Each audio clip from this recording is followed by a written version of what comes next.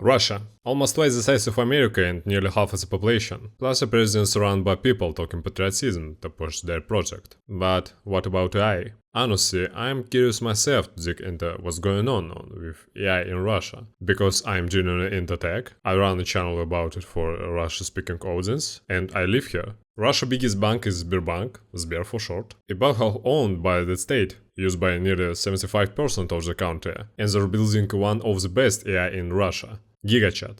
Basically the local ChatGPT. GigaChat, by the way, is a bold name for a bank. You sign in to the banking app and accept an agreement that says if they're at fault, their liability is capped at 1000 rubles. $12, and that you hand over all generated and input chat data for their use, with no way to revoke that permission. It's Russian only, and in setting you can only change the theme, so I'm running into the browser for translation, and let's test it. Main screen. This default model, search, deep search, and a thinking mode. Mostly it's a bundle of tools you've seen on ChatGPT wrapper sites or in pre-configured GPTs, like summarizing a video which surprisingly works well, even better than ChatGPT in some ways. Though we both know the best summarizer is NotebookLM, and if you submit a request by voice, it sends back audio.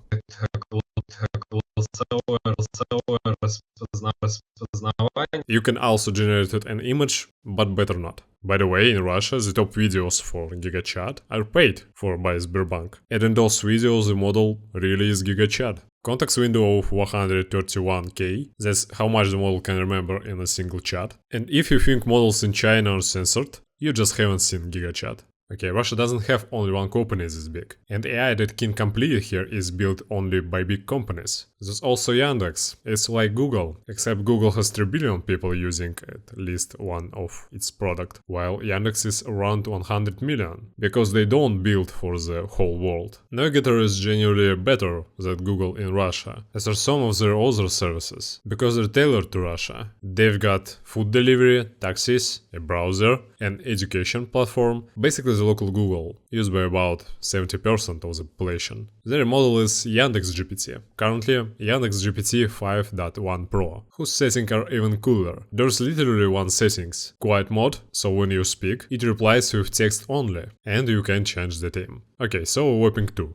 A still censored model that can chat in text and draw you something, like this for the prompt "a donkey riding a donkey", which is better, but still pretty weak, because it can take an image, its context, and process it. You also can't branch the dialogue, as there's a bunch of other limits. This model is already better in some ways. For example, it recognizes your voice extremely well, in both English and Russia, which helps if you're going to download it from Hugging Face, because it's there, though with a 32K context. Better than GigaChat, worse than ChatGPT. For more interesting in the Yandex browser feature, that live translate video from other language in real time. That's genuinely cool, and I haven't found a similar simple, fast and free alternative anywhere. The Yandex browser itself isn't great, and Google is natively adding multi-language translation anyway, which soon will be everywhere, or at least wherever people want it. There's also another model from another top 5 Russian bank, a Russian Fatyung of China Queen, and a few more from other companies, none of which I found particularly interesting.